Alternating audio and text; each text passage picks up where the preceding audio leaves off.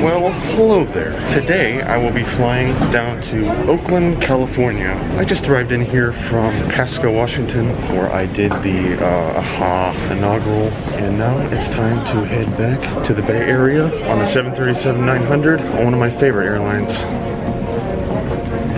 Alaska.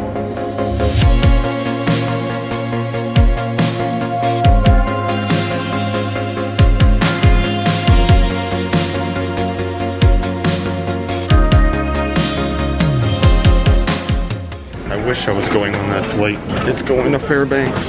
Oh well, Oakland will have to do for now. It is busy here, that is for sure.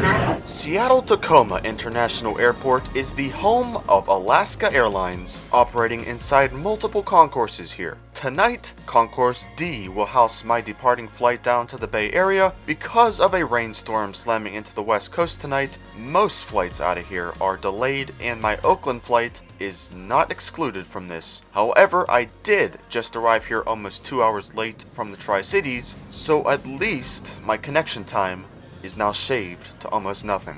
I'll be flying tonight's flight down to Oakland in the premium class, actually, which will be my first time on the 900 series. I did it on the 800 up to Barrow, and I really enjoyed it. You get like free alcohol and stuff. I did not pay for this.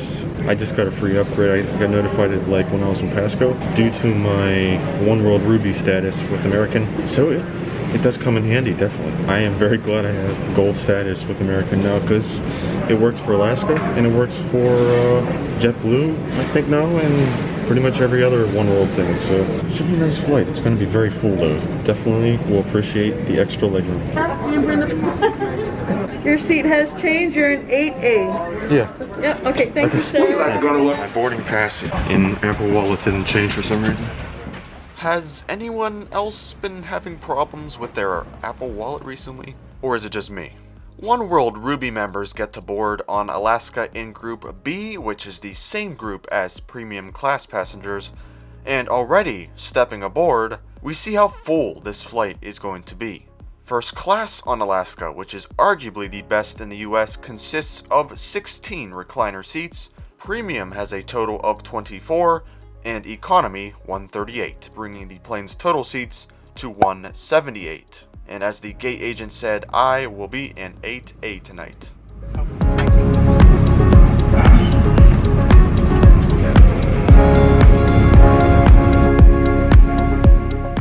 Seats up here in premium are the same as economy, both being extremely comfortable. They are all leather with fully adjustable headrests, and they do recline. Below on the seatback is a small netted pocket for personal items. Just above that is a universal power outlet and USB port at every seat. And at the top is the safety card and in-flight guide, which has Alaska's menu on it. The windows on the 737-900ER are very adequately sized, usually pretty clean, and a bit larger than their 700s. Besides the seats, what really tops this cabin for me are the native Alaskan designs on the bulkheads, which they thankfully kept from their old livery planes, along with the large overhead bins and awesome mood lighting, which will look even better once they shut the main lights off. I absolutely love flying this plane. It's one of my favorite airlines, and this plane is their best plane. Even back in economy class, it is amazing. The legroom for like a tall person like me, 6 foot, it's awesome. And then the service is also really good. Hopefully it'll do full service. It is a 2-hour, like 1 hour, 40-minute flight. See what they do, but I'm happy anyways. There's a power plug, so this video will get shot because I didn't have any battery. 1 hour 54 minutes down to the Bay Area tonight. We got Tricia and Mary from Priscilla and Felicia in the back. My name's Andy Jester. Thank you for choosing Alaska.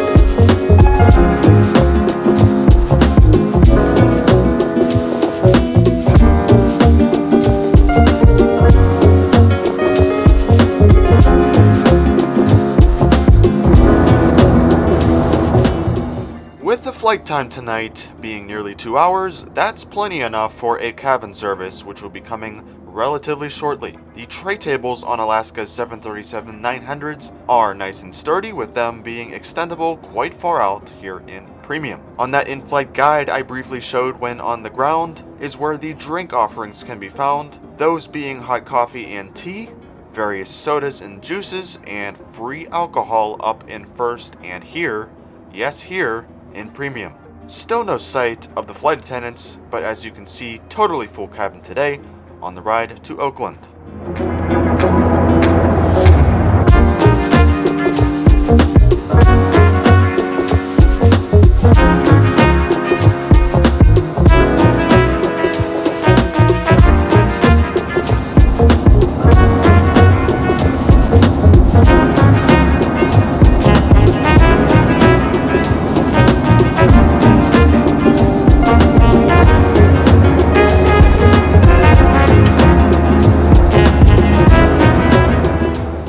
Once the FAs finally did come by, I asked for a cup of hot tea with cream and sugar, and for the snack, everyone got a bag of Stellar Savory Snack Mix, the most common snack handed out on Alaska. It's definitely not my favorite out there and is honestly probably the biggest negative I had about this flight, which just goes to show how good this airline is. It's just pretzel and these things.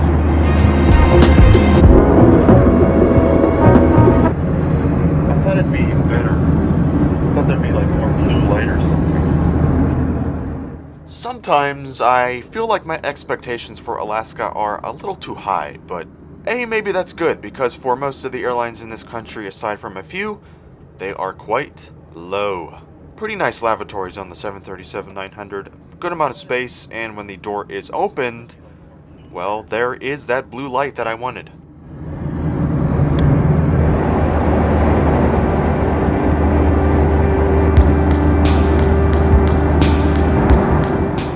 When it comes to Wi-Fi and entertainment on board, that has to all be accessed on your own personal devices, as there are no PTVs on Alaska, which is really the only other negative about the airline. The free stuff includes texting, checking your destination's weather, watching a whole bunch of movies, TV shows, music playlists, and children's content. There usually also is a flight tracker, but what seemed to be a theme on this entire trip, that wasn't working. And as for internet, that was just below $17 on this flight.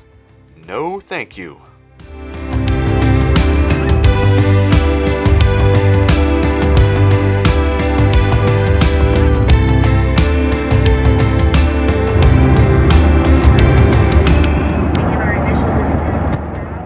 When you are really enjoying a flight, they can go by very quickly.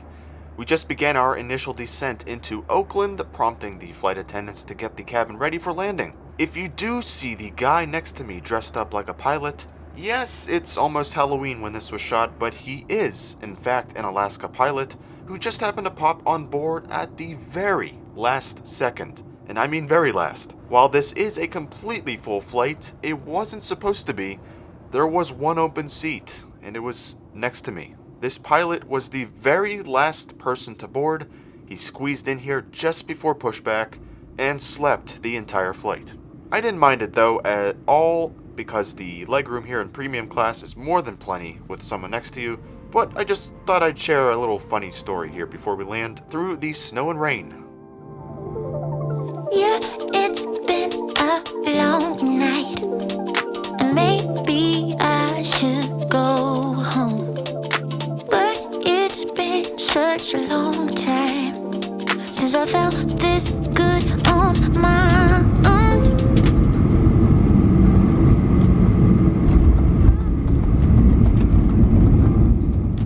As far as night landings, this was one of the most boring and uneventful ones I've had in terms of scenery. But nonetheless, I'm back just for a short bit here in San Francisco. Even though I prefer SFO over Oak, this airport in Oakland offers a fairly decent experience. It's also connected to the BART line and has a lot more Southwest flights than SFO if you're feeling like getting stranded somewhere for 4 days. Alaska Airlines continues to be my overall favorite airline in these United States, and flights like this prove me right. You'll always find the friendliest of crews, the best economy seats and legroom, supposedly the best first class in the US, nice interiors on their aircraft, and an overall fantastic experience from top to bottom. Thank you. Bye. Nice thing. Really good flight. Premium class.